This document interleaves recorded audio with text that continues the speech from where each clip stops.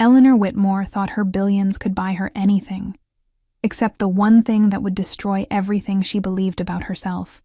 When a desperate single father answered her impossible job posting, she had no idea that her casual cruelty would set in motion a chain of events that would either heal her broken heart or shatter it completely. What started as a simple home repair became a battle between prejudice and love, between a woman who controlled empires and a man who could see right through her carefully constructed walls. But when Eleanor's mother arrived with poison on her lips and hatred in her heart, the fragile trust they'd built began to crumble. And Eleanor faced a choice that would define not just her future, but the future of a 9-year-old boy who dared to call her family.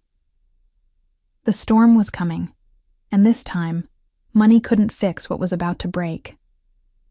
If you're watching this, subscribe and tell me where you're from, because this story of forbidden love and second chances will leave you questioning everything you thought you knew about family, forgiveness, and finding home in the most unexpected places. The storm hit Millbrook Harbor just before dawn, sending sheets of rain against the tall windows of the Whitmore estate. Eleanor jolted awake as water dripped onto her silk pillowcase.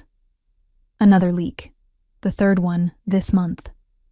She rolled out of bed and grabbed a crystal vase from her nightstand, placing it under the steady drip. The sound echoed through her enormous bedroom like a metronome counting down her failures. Everything in this house was falling apart, just like everything else in her life. The lights flickered as Eleanor made her way downstairs to the kitchen. She pressed the switch for the coffee maker, but nothing happened. The power was out again. She stood there in her white cotton pajamas, staring at the useless machine, feeling more alone than ever. This house had been her grandmother's pride. 3 stories of weathered shingles and white trim, perched on a cliff overlooking the Atlantic Ocean. 47 rooms, most of them empty now. Eleanor had inherited it 2 years ago, along with the responsibility of keeping it standing. So far, she was doing a terrible job. Her phone buzzed on the marble counter. A text from her assistant, Janine. Kowalski Construction just canceled. That's the 4th contractor this month. Want me to keep looking? Eleanor set the phone down without responding. She walked to the living room windows and looked out at the gray morning. The ocean crashed against the rocks below, relentless and angry. Just like her mood most days. She'd tried everything.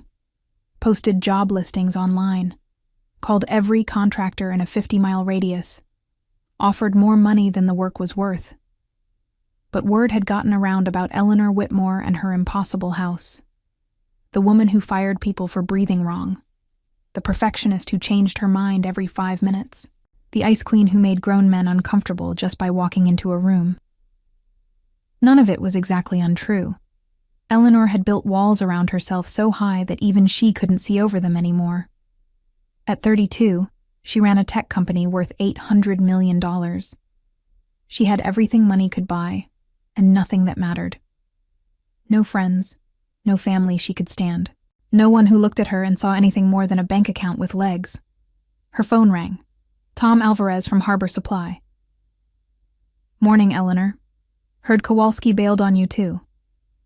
Word travels fast. Eleanor pulled her robe tighter around her shoulders. Small town. Look, I gotta ask. What exactly are you doing to these guys? I've known Pete Kowalski for 20 years. He's not scared of anybody, but he practically ran out of Murphy's Diner yesterday when your name came up. Eleanor sank into her grandmother's favorite armchair. The fabric was worn thin from decades of use. Everything in this house held memories of better times, when people actually lived here instead of just existing. I don't know what you mean. Come on. 3 contractors in 3 weeks. All good men who do solid work. There's got to be a reason they're all walking away.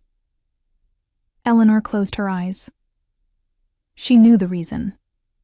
She'd been impossible to work with because being difficult was easier than being vulnerable. Easier than admitting she had no idea how to fix anything, including herself. The house has problems, she said finally. Big problems. Maybe they just couldn't handle it.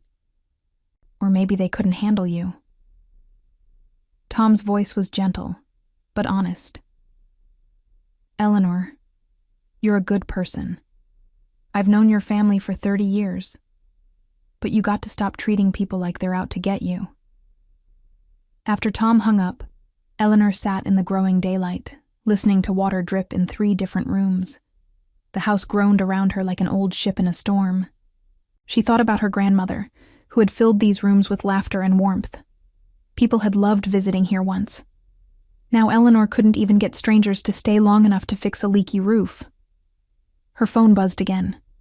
Another text from Janine. Found one more possibility. Guy named Caleb Brooks. Small operation, but his reviews are incredible. Should I call him? Eleanor stared at the message for a long time. Part of her wanted to give up, sell the house and move somewhere with reliable electricity and no memories. But this place was all she had left of the woman who'd raised her. The only person who'd ever loved her without conditions.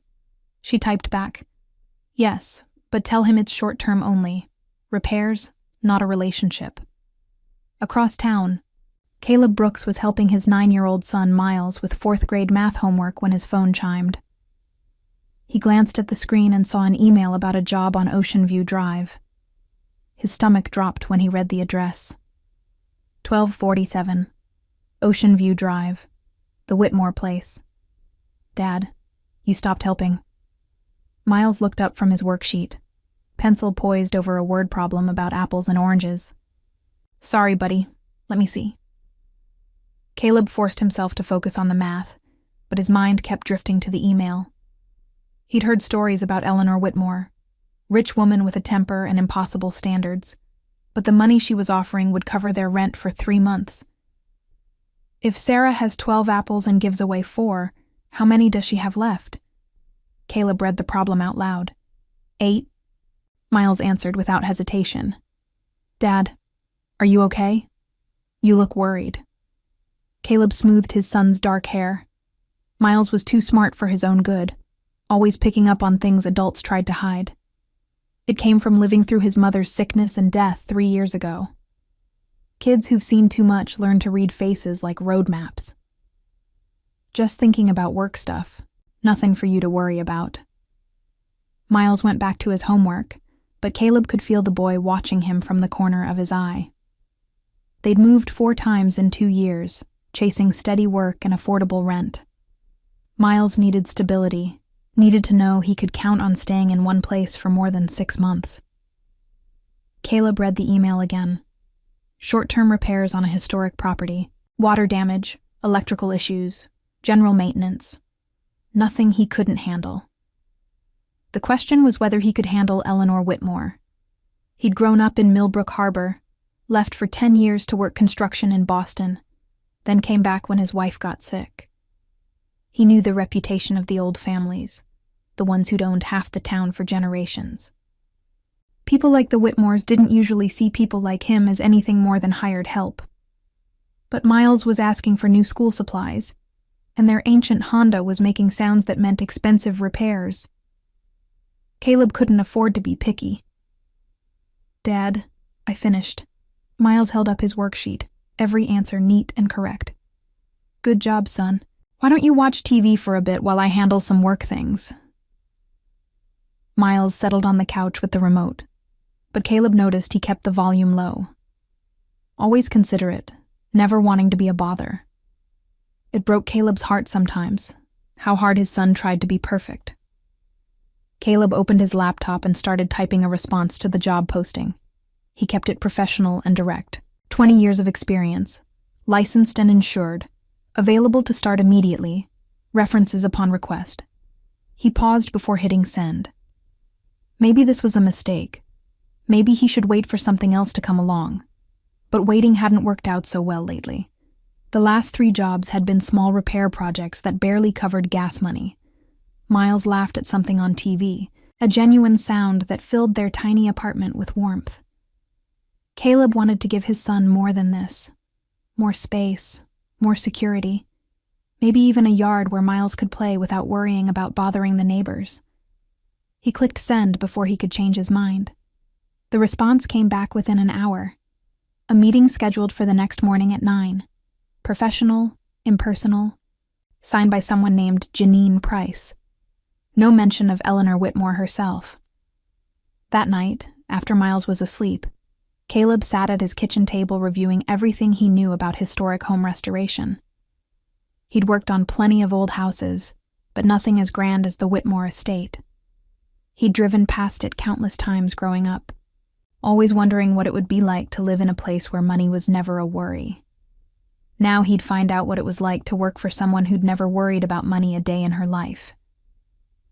He set his alarm for 6:30 and went to bed, trying not to think about all the ways this could go wrong. Eleanor woke to the sound of her phone buzzing on the nightstand. 6:45 in the morning, and already 5 missed calls from her mother. She let it ring again as she got dressed in her usual uniform of black slacks and a white button-down shirt. Armor disguised as business casual. She made coffee with bottled water since the kitchen tap was running brown again, then stood at the window watching the ocean. The storm had passed, leaving behind a clear blue sky that made everything look deceptively peaceful. At exactly 9 o'clock, a red pickup truck pulled into her circular driveway. Eleanor watched from the front window as a tall black man got out and grabbed a toolbox from the bed.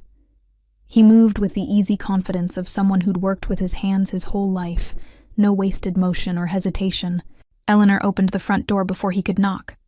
She'd learned that taking control of the first moment usually set the right tone for the rest of the relationship. "Mr. Brooks?" "Yes, ma'am. Thank you for meeting with me." His voice was calm and steady, with just a trace of a local accent. He looked to be in his mid-30s, wearing clean work clothes and steel-toed boots. His dark eyes took in everything without staring. Professional, but not intimidated. "I should mention up front that we run background checks on everyone who works here," Eleanor said as she led him into the foyer. "Nothing personal, just standard procedure." Something flickered across his face, too quick for her to read, but when he responded, his voice stayed level. "Of course, whatever you need to feel comfortable." They walked through the main floor, as Eleanor pointed out the obvious problems. Water stains on the ceiling, electrical outlets that didn't work, windows that wouldn't stay closed. She spoke quickly, efficiently, like she was giving a presentation to her board of directors. Caleb listened without interrupting, occasionally making notes in a small notebook. He asked practical questions about the age of the electrical system and the last time the roof had been inspected. No complaints about the scope of the work or demands for more money up front. "The biggest issue is reliability," Eleanor said, as they stood in the kitchen, looking at a cabinet door that hung crooked on its hinges. "The last 3 contractors started projects they never finished.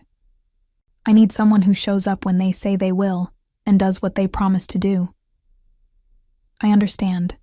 Can I ask what happened with the others?" Eleanor hesitated. The honest answer was that she'd driven them away with her impossible standards and cold demeanor. But admitting that would make her look weak. Creative differences about the scope of the work. Caleb nodded like that made perfect sense. But Eleanor caught something in his expression that suggested he'd heard a different version of the story. Small towns were like that. Everyone knew everyone else's business. They finished the walk-through in the master bathroom, where a steady drip from the overhead light had created a brown stain on the marble floor. "How soon could you start?" Eleanor asked. "Today, if you want. I'd like to begin with the roof leak since more rain is coming this weekend." Eleanor studied his face, looking for signs of the usual contractor tricks.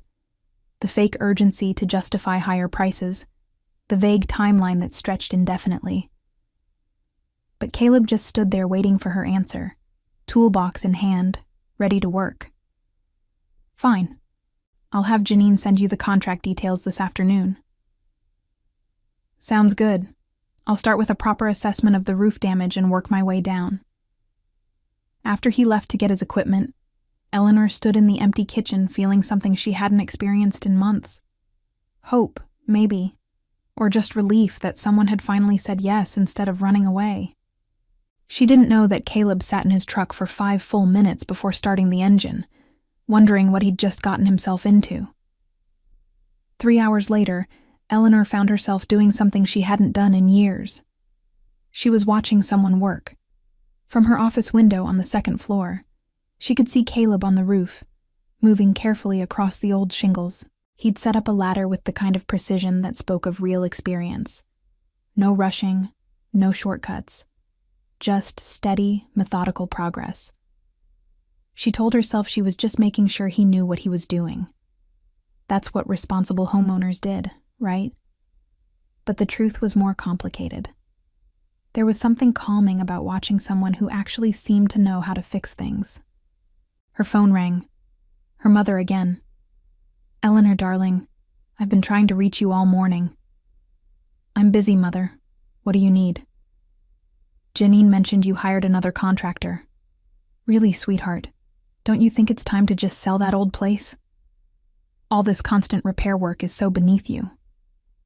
Eleanor watched Caleb examine a section of damaged shingles, taking photos with his phone to document the problem areas. Professional. Thorough. "The house is fine, Mother." "Nothing about that house is fine. Your grandmother let it fall apart, and now you're throwing good money after bad trying to save it. You could buy a lovely condo in the city with none of these headaches. I have to go." "Eleanor, wait. I want to talk about the charity gala next month. You really should—" Eleanor hung up and turned her phone face down on her desk. Through the window, she could see that Caleb had climbed down from the roof and was now examining the gutters. He moved like someone who understood that old houses required patience. At noon, she made herself a sandwich and noticed that Caleb's truck was still in the driveway, but she couldn't see him anywhere. She found him in the basement, lying on his back under the main electrical panel with a flashlight. "Find anything interesting?" she asked. He slid out from under the panel, dust on his shirt, and a serious expression on his face. "When was the last time someone updated this electrical system?" "I have no idea." "Why?" Caleb stood up and brushed off his hands. "Some of this wiring is from the 1960s. It's not dangerous exactly, but it's not great either. The panel keeps tripping because it's overloaded. You've got 47 rooms running off a system designed for maybe 20. Eleanor felt her stomach drop. Every contractor started with the same speech about how everything needed to be replaced at enormous cost. How much are we talking about? For a complete upgrade? Probably 40,000, maybe more. But we don't need to do it all at once. I can prioritize the worst areas and spread the work out over time.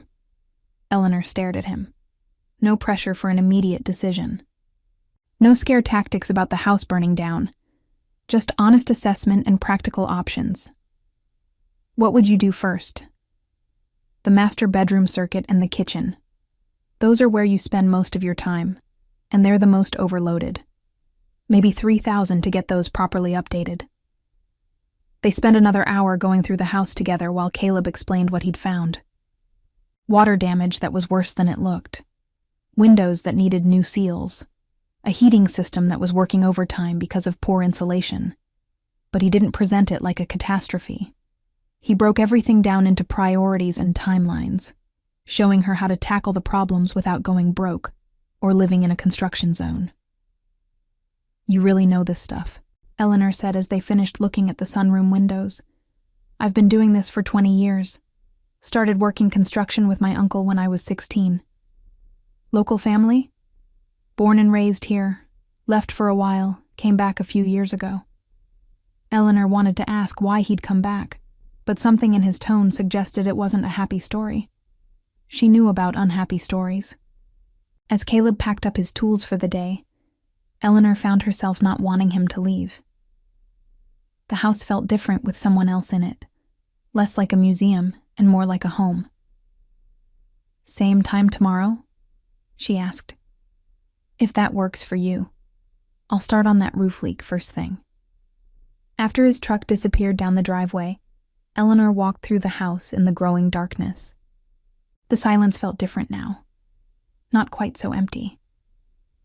She made dinner for one, as usual, but found herself setting the table in the breakfast nook instead of eating standing at the counter. Through the window, She could see where Caleb had left his ladder, ready for tomorrow's work.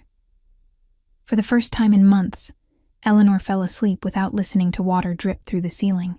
The next morning brought steady rain, but no new leaks in Eleanor's bedroom. Whatever Caleb had done yesterday was already working.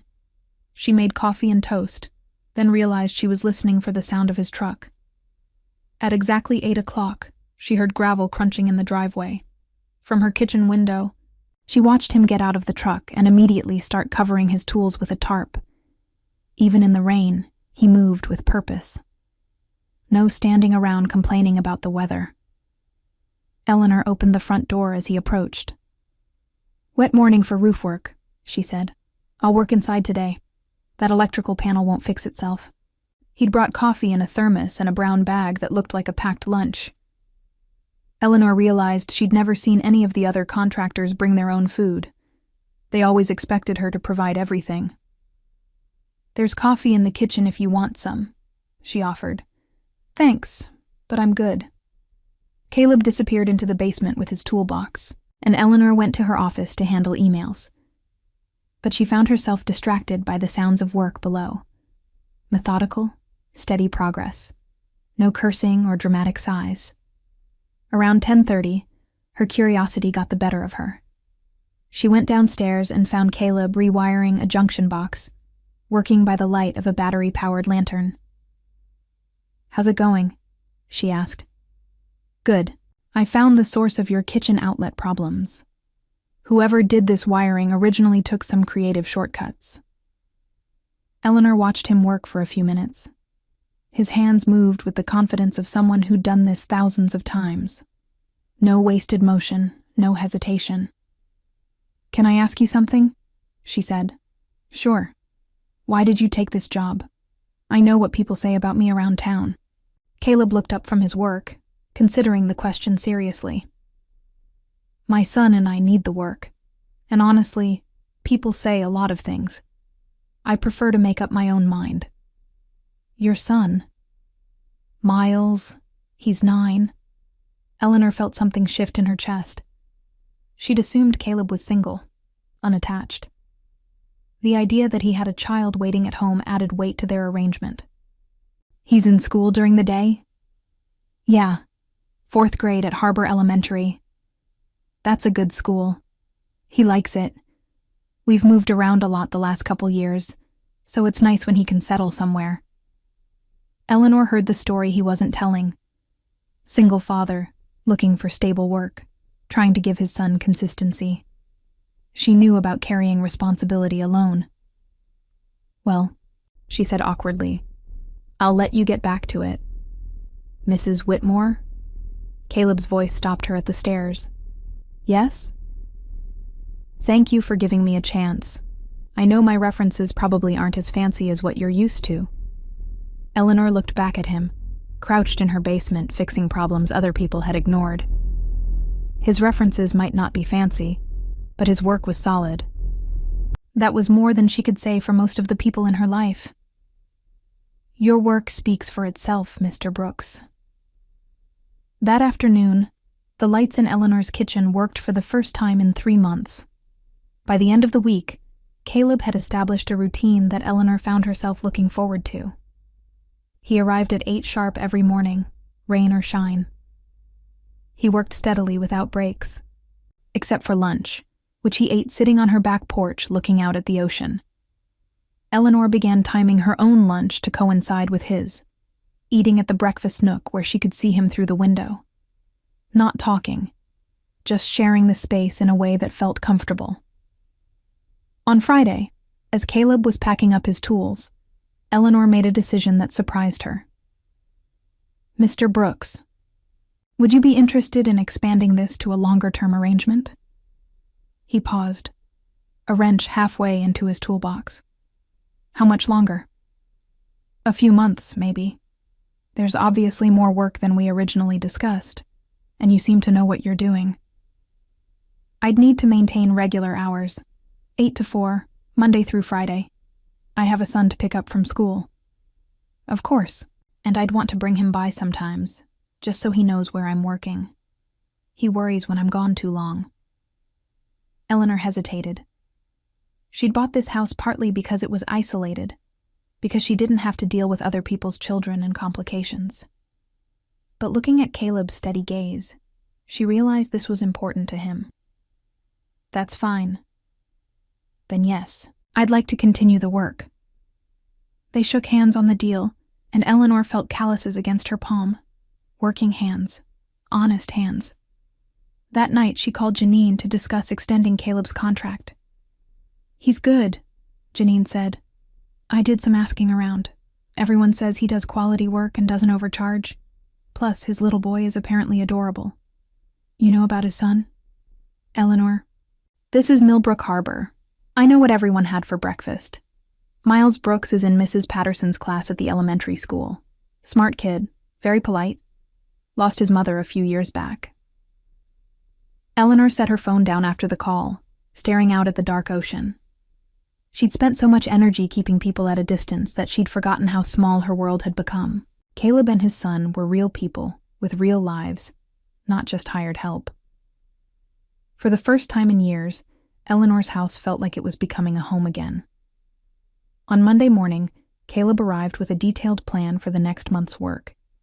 He'd spent the weekend researching the history of Eleanor's house and developing a systematic approach to the restoration. I talked to Tom Alvarez about getting materials at cost, he said, as they reviewed his notes over coffee in the kitchen. He knew your grandmother, says she was a good woman.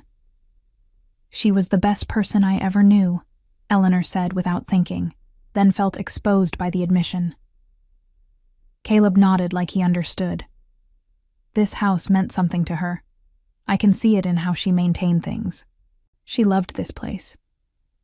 Eleanor looked around the kitchen, seeing it through his eyes. The worn marble countertops polished smooth by decades of use. The old farmhouse sink, deep enough to wash a turkey. The breakfast nook where she'd eaten countless meals with her grandmother back when this house was full of life. She raised me here after my parents died, Eleanor said. I was 8. That's hard, losing parents that young. She made it okay. Better than okay, actually. This house was magic when she was alive. Eleanor couldn't believe she was sharing this with someone she'd known for a week, but something about Caleb's quiet attention made her feel safe to remember. What happened to the magic? He asked gently. Eleanor looked down at her coffee cup. I grew up, went away to college, started my business. I was so busy proving I could succeed in the real world that I forgot what actually mattered.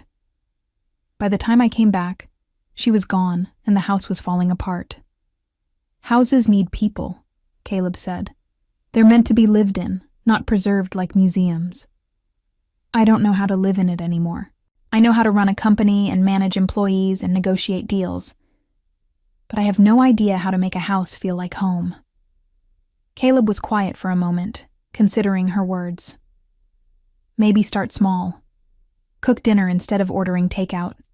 Sit on the porch in the evening. Use the fancy dishes instead of saving them for special occasions. Eleanor smiled despite herself. You sound like my grandmother. Smart woman, probably. That afternoon, Eleanor found herself following Caleb's advice. She cooked actual dinner for the first time in months, using a recipe her grandmother had taught her for chicken and dumplings. The kitchen filled with the kind of smells that made a house feel alive. As she was setting the table, she noticed Caleb packing up his tools on the porch. Without overthinking it, she opened the back door. Mr. Brooks, I made too much dinner. Would you like to join me? He looked surprised. That's kind of you, but I should get home to Miles. Bring him. I mean, if he wouldn't mind eating with a stranger. Caleb studied her face like he was trying to figure out if she really meant it. Are you sure? He's 9. He talks a lot. I like children, Eleanor said, realizing as she spoke that she had no idea if that was true. She'd been avoiding them for so long that she'd forgotten how to be around them. Let me call him and see if he wants to come. 20 minutes later, Caleb's truck pulled back into the driveway. A small boy with his father's dark eyes and serious expression got out of the passenger seat, looking around at the big house with curiosity. Eleanor met them at the front door, suddenly nervous about having a child in her pristine home. Miles, this is Mrs. Whitmore. Mrs. Whitmore, my son Miles. Nice to meet you, ma'am. Miles offered a small hand and a polite smile. Thank you for inviting us to dinner. Eleanor shook his hand, struck by how formal he was for a 9-year-old. Thank you for coming. I hope you like chicken and dumplings. I like everything except Brussels sprouts, Miles said seriously. But Dad says I have to try them anyway. Eleanor found herself smiling. No Brussels sprouts tonight, I promise. They ate dinner in the breakfast nook, with Miles chattering about school and his teacher and a book he was reading about sharks. Eleanor listened, fascinated by how easily he moved from topic to topic, how he included her in the conversation like she was family. Caleb ate quietly, watching his son with obvious pride and love. When Miles asked if he could look at the old books in Eleanor's living room, Caleb started to say no, but Eleanor interrupted. Of course you can. Some of them are very old. Just be gentle with them. Miles disappeared into the living room, and Eleanor found herself alone with Caleb for the first time outside of work discussions. He's wonderful, she said. He's my whole world, Caleb replied simply. After his mother died, it was just the two of us. He grew up fast, maybe too fast. What happened to his mother? Cancer. She fought it for 2 years, but in the end... Caleb's voice trailed off. Miles was only 6 when we lost her. Old enough to understand, but too young to really process it. Eleanor felt something crack open in her chest. She thought about her own loss at 8, how her grandmother had held her through the worst of it. How do you do it? Raise him alone? One day at a time. Try to be the parent he needs, not the one I think I should be, and hope I'm not messing him up too badly. From the living room came the sound of pages turning carefully. Miles had found her grandmother's collection of National Geographic magazines and was absorbed in studying the photographs. You're not messing him up, Eleanor said. He's polite and smart and obviously feels loved. That's what matters. Some days I feel like I'm barely keeping my head above water. Work is inconsistent. We move too much, and he deserves better stability than I can give him. Eleanor looked at this man who worked so hard to give his son a good life and felt something she hadn't experienced in years. She wanted to help. This job could last longer than a few months, she said carefully. If you're interested, there's enough work here to keep someone busy for a year or more. Caleb looked up sharply. Are you serious? The house needs everything. Electrical, plumbing, windows, floors. You could work here as long as you wanted. That would change everything for us. Miles could stay in the same school. We could find a permanent place to live. Dad, come look at this, Miles called from the living room. There's a picture of a whale shark. They found Miles sitting cross-legged on the Persian rug, surrounded by magazines, completely absorbed in an article about marine biology. Mrs. Whitmore, did you know whale sharks can grow to be 40 feet long, but they only eat tiny fish? I did not know that, Eleanor said, settling onto the couch above him. What else did you learn? For the next hour, Miles regaled them with facts about ocean life, while Eleanor and Caleb sat in comfortable silence, watching a child bring life back to a room that had been empty for too long. When it was time for them to leave, Miles hugged Eleanor goodbye like they were old friends. Thank you for dinner, Mrs. Whitmore, and thank you for letting me look at your books. You can come back any time, Miles. The books will always be here. As their truck pulled away, Eleanor stood in her doorway looking at her house with new eyes. For the first time in years, it felt like home. 2 weeks later, Eleanor found herself looking forward to Mondays. Not because she loved her work, though running her tech company still gave her satisfaction, but because Mondays meant Caleb would be back in her house, bringing life to rooms that had been silent too long. She'd started keeping fresh coffee ready when he arrived, and they'd fallen into a routine of discussing the day's work over breakfast. Nothing fancy, just toast and conversation. but it marked the beginning of something Eleanor hadn't experienced since her grandmother died: companionship.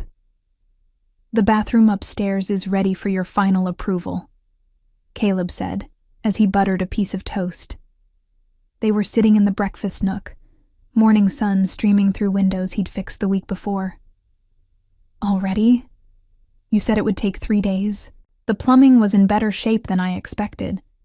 Your grandmother hired good people to maintain this place." Eleanor smiled. "She always said if you're going to do something, do it right the first time." "Smart woman. I would have liked to meet her." "She would have loved you," Eleanor said without thinking, then felt heat rise in her cheeks. I mean, she appreciated people who took pride in their work. Caleb's eyes met hers across the small table, and something passed between them that had nothing to do with home repair. Eleanor looked away first, focusing on her coffee cup. "Miles has been asking if he can see the house," Caleb said after a moment. "I told him you're busy, but he's curious about where I spend my days. Bring him by this afternoon. I'd like to see him again." "You sure? He'll want to explore everything." This house was meant for children. It's been too quiet for too long. That afternoon, Miles burst through Eleanor's front door like sunshine breaking through clouds. He'd grown taller in the 2 weeks since their dinner, or maybe he just seemed bigger when he was excited. "Mrs. Whitmore, Dad showed me the bathroom he fixed. It's so clean and bright." "Would you like to see the rest of the house?" Eleanor asked. "There are 47 rooms. Some of them have interesting stories." Miles's eyes went wide. 47? How do you remember which room is which? "Practice. Come on, I'll give you the grand tour." For the next hour, Eleanor found herself seeing her home through a child's eyes. Miles marveled at the library with its rolling ladder, tested the echo in the music room, and declared the tower room the best hiding spot ever.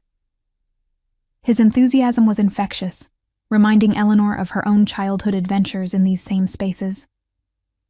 "This house is like a castle," Miles said as they climbed the main staircase. "Do you ever get lonely living here by yourself?" The question was innocent, but it hit Eleanor like a physical blow. Yes, she was lonely. Desperately, achingly lonely in ways she'd trained herself not to think about. "Sometimes," she admitted. "But it's easier to take care of when it's just me." "Dad says houses need families. That's why plants grow better when you talk to them." Eleanor paused on the stairs. "Your dad says that?" "Well, I said the thing about plants, but Dad says houses are like people. They get sad when they're empty too long." From the first floor, they could hear Caleb working in the kitchen, replacing cabinet hardware that had been loose for months. The sounds were comforting, purposeful, careful, bringing order to small chaos. "Your dad is very wise," Eleanor said. "He's the best dad in the world. Sometimes he gets sad about Mom, but he tries not to let me see. I pretend I don't notice because it makes him feel worse." Eleanor stopped walking entirely. This 9-year-old boy was carrying his father's grief along with his own, trying to protect the adult who was supposed to protect him. "Miles, you know it's okay to be sad sometimes, right? Even when other people are sad too?" "Dad says we have to be strong. That's what Mom would have wanted." Eleanor knelt down so they were eye level. She thought about her own childhood, how her grandmother had let her cry when she needed to, had never asked her to be anything other than exactly who she was. "Being strong doesn't mean never being sad," she said gently. "It means feeling sad when you need to, and then getting up the next day anyway. Your mom would want you to be happy, not perfect." Miles considered this seriously. "Do you get sad living in this big house?" "Yes. But having you and your dad here makes it better. We could come over more, if you want. Dad likes it here. He sings while he works, and he only does that when he's happy." Eleanor felt something warm and unfamiliar bloom in her chest, Hope, maybe, or possibility. I would like that very much. They found Caleb in the kitchen, installing new handles on the cabinet doors. He looked up when they entered, a smile spreading across his face at the sight of his son's excitement. "Mom, look." Miles caught himself immediately, his face flushing with embarrassment. "I mean Mrs. Whitmore. Sorry." Eleanor felt the moment like a small earthquake in her carefully ordered world. This child had just called her mom, and instead of panic, she felt honored. "It's okay," she said softly. "Really." Caleb set down his drill, watching the interaction with careful attention. "Miles, why don't you go wash your hands?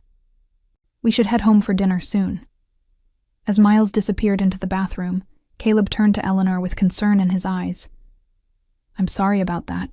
He sometimes gets confused when he's excited. All the moving around, different people in his life." "Caleb, it's fine. More than fine. He misses having a mother figure.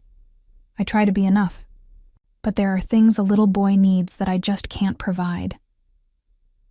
Eleanor looked at this man who'd brought such peace to her chaotic house, whose son was teaching her how to live in her own home again. "You're a wonderful father. But Miles is right. Houses need families. Maybe this one needs both of you." The words hung between them, heavy with implication. Caleb studied her face like he was trying to read a blueprint. "Eleanor, I don't want you to feel obligated to us just because—" "I don't feel obligated. I feel grateful." Miles returned from the bathroom, breaking the tension with the easy resilience of childhood. "Dad, can we stay for dinner again, please?" Caleb looked at Eleanor, a question in his eyes. "I was hoping you would," she said. "I'm making spaghetti, and I definitely made too much." That became the pattern. 3 evenings a week, Caleb and Miles stayed for dinner. Eleanor learned that Miles loved helping in the kitchen, that he was gentle with her grandmother's china, that he laughed at jokes she didn't even know she was making. Caleb relaxed in ways Eleanor hadn't seen during working hours. He told stories about his childhood in Millbrook Harbor, asked thoughtful questions about her business, listened when she talked about her grandmother's life in the house. "She sounds like she was an amazing woman," he said one evening as they cleaned dishes while Miles read in the living room. "She saved me," Eleanor said simply. "After my parents died, I was so angry. At them for leaving, at the world for being unfair, at God for not stopping it. Grandmama never told me to stop feeling those things. She just loved me through them." Miles was angry too after Sarah died. Some days he still is. I never know if I'm handling it right. Eleanor watched Caleb's hands as he dried a plate, the same steady movements she'd observed in his work. Everything he did was careful, considered. "You love him completely. That's enough." "Some days I wonder if love is enough. He needs stability, consistency. A real home instead of a series of rental apartments." Eleanor took a deep breath. "What if you didn't have to move anymore?" Caleb set the dish towel down slowly. "What do you mean?" "There's a cottage on the property.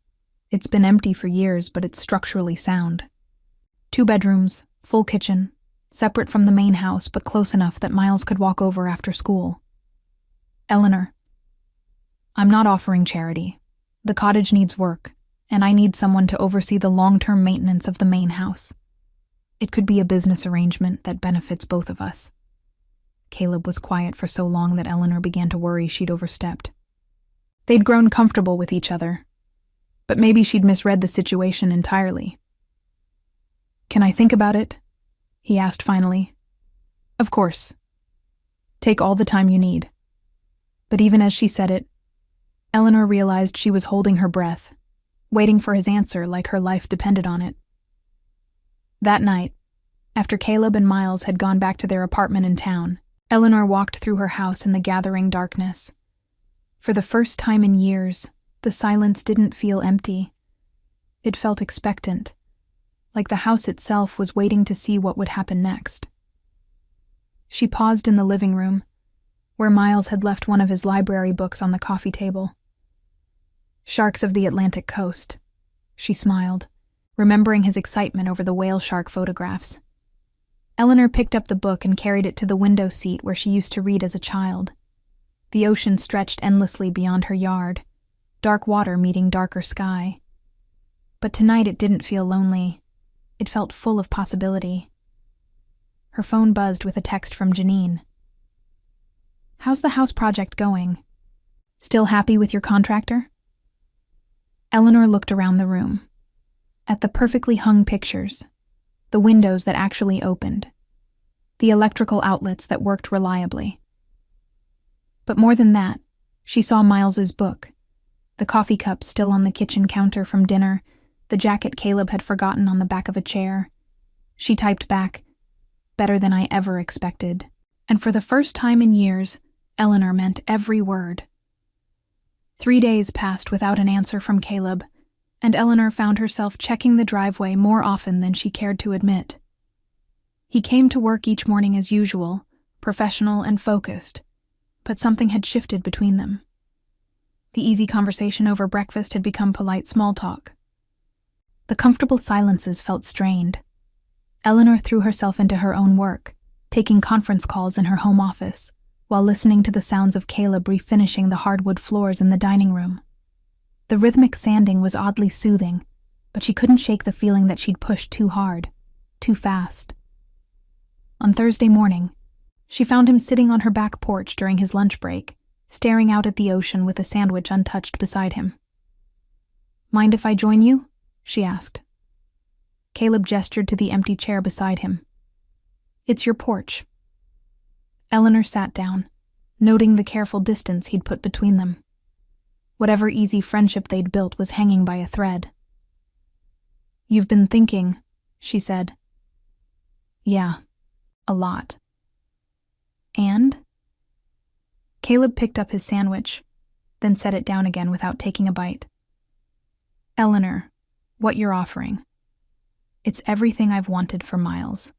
Stability, a real home, good schools. But I need to understand what you're really asking for." Eleanor felt her stomach tighten.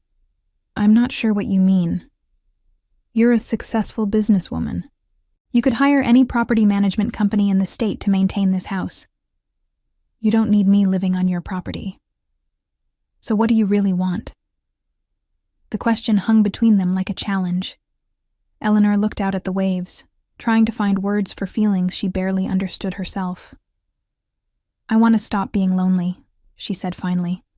"I want this house to feel alive again. I want to hear Miles laugh in the garden and know that you're both safe and happy. Is that so terrible?" "No, it's honest, but it's also complicated." Eleanor turned to face him. "How so?" Caleb was quiet for a long moment, choosing his words carefully. "Miles is already getting attached to you, to this place. If things don't work out between us, if you decide you want your space back in 6 months, it'll break his heart. I won't do that. You say that now, but you don't really know us yet. You don't know that Miles has nightmares sometimes and climbs into my bed at 2 a.m. You don't know that he still cries for his mother when he thinks I'm not listening. You don't know that I'm doing my best. But some days I feel like I'm failing him completely." Eleanor heard the pain in his voice and felt something shift inside her. This wasn't about property management or business arrangements. This was about family, about trust, about the risk of caring for people who might leave. "Caleb, look at me." He met her eyes, and she saw fear there. Not of her, but of hope itself. "I lost everyone who mattered to me before I was 9 years old," she said. "My grandmother saved me, but she couldn't save me from learning that love always ends. So I built walls around myself so high that no one could get close enough to leave me again. Eleanor, I'm not done.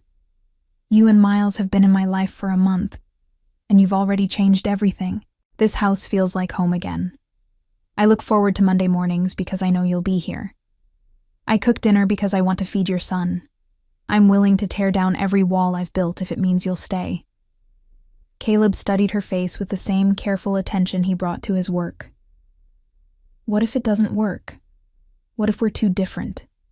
Or the pressure of living so close gets to be too much? Then we'll figure it out together. But Caleb, I'm more afraid of not trying than I am of failing. A seagull landed on the porch railing, eyeing Caleb's forgotten sandwich with obvious interest. The moment felt suspended, balanced on the edge of possibility. Miles asked me last night if we could live here forever, Caleb said quietly. What did you tell him? That some things are too good to be real. Eleanor felt her heart crack a little. What if they're not? What if sometimes good things happen to people who've had enough bad things? Caleb picked up his sandwich and took a bite, chewing thoughtfully. When he spoke again, his voice was different, warmer. The cottage would need work. New appliances, fresh paint, probably a bathroom renovation. Eleanor felt hope flutter in her chest. How much work? A month? Maybe 6 weeks if we do it right. Miles and I could help with the easy stuff. Painting, cleaning, moving furniture. So that's a yes? Caleb smiled, the first genuine smile she'd seen from him all week. That's a yes. But I have conditions. Name them. We pay fair rent for the cottage. I don't want charity, even from someone I care about. Eleanor nodded. What else? We maintain separate spaces. The cottage is our home, the main house is yours.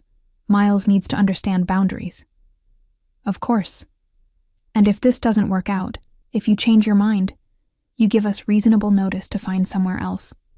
No kicking us out in the middle of the night. Eleanor reached over and touched his hand, feeling calluses and warmth. Caleb, I'm not going to change my mind. But yes, I promise. They sat in comfortable silence for a few minutes, watching the ocean and sharing his sandwich with the persistent seagull. Eleanor felt something she hadn't experienced in years, the quiet contentment of not being alone. When do you want to start on the cottage? She asked. This weekend? Miles has been bouncing off the walls in our apartment. He could use a project. Perfect. I'll stock up on sandwiches and lemonade.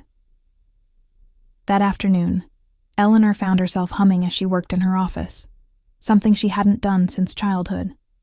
Through the window, she could see Caleb installing new light fixtures in the sunroom, moving with the easy confidence of someone who knew exactly what he was doing. Her phone rang. Her mother again.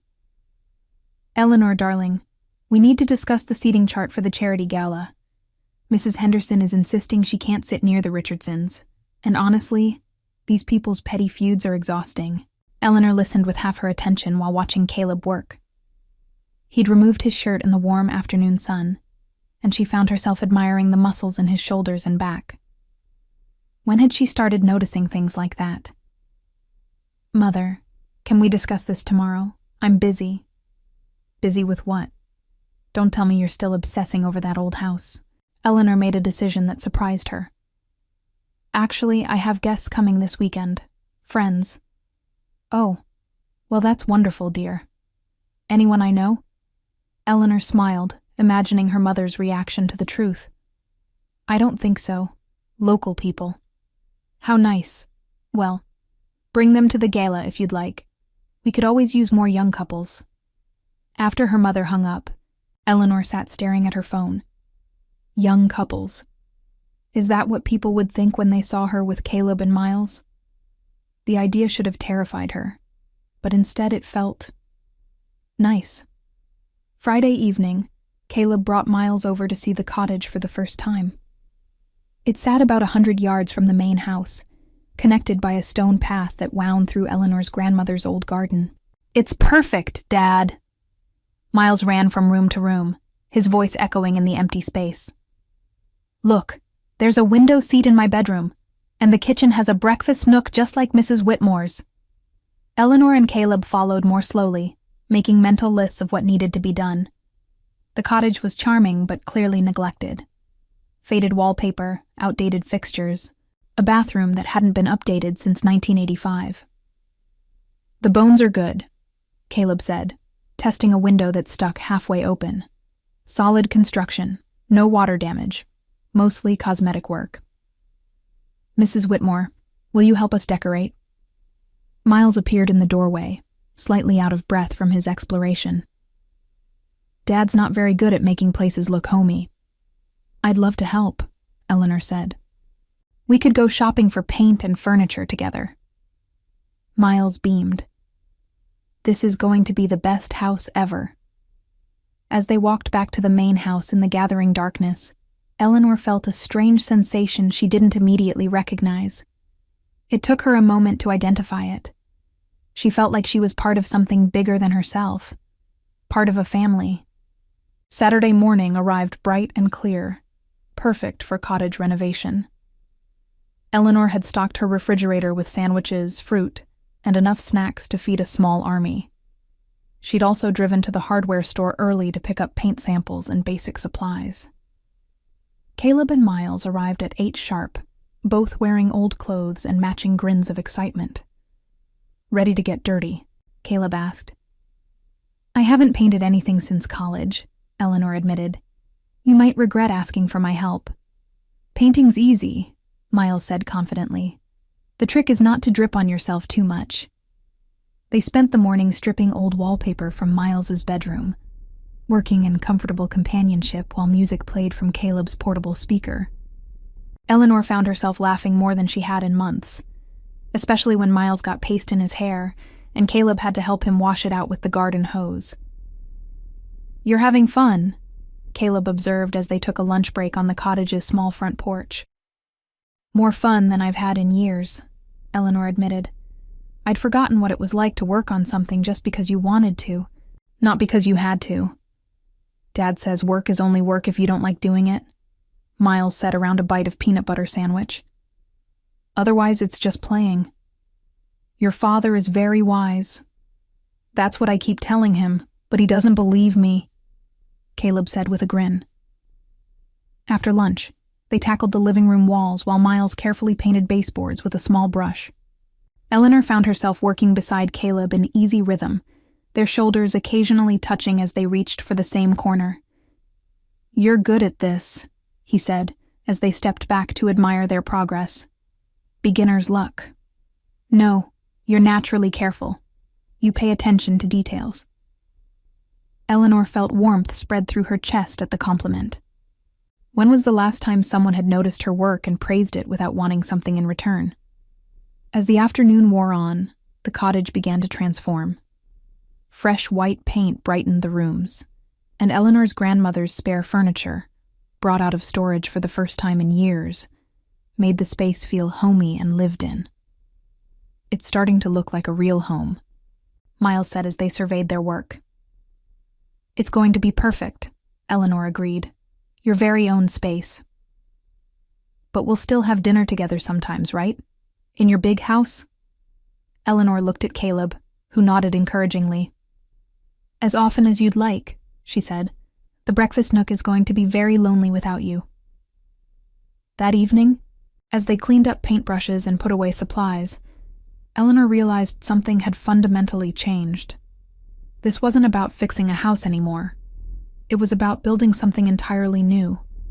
A life where she wasn't alone, where Miles had the stability he needed, where Caleb could stop worrying about the future and start believing in it.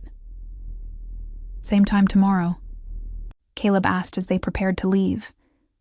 "Actually," Eleanor said, making another spontaneous decision, "why don't you both stay for dinner? We could order pizza and eat it on the porch while the paint dries." Miles looked up at his father with hopeful eyes. "Please, Dad." "Pizza sounds perfect," Caleb said. As they sat on Eleanor's back porch eating pizza straight from the box and watching the sunset paint the ocean gold, Eleanor felt something she'd thought was lost forever, the quiet joy of being exactly where she belonged. "Mrs. Whitmore," Miles said, leaning against her arm with the casual affection of childhood. "Yes?" "Thank you for letting us live here.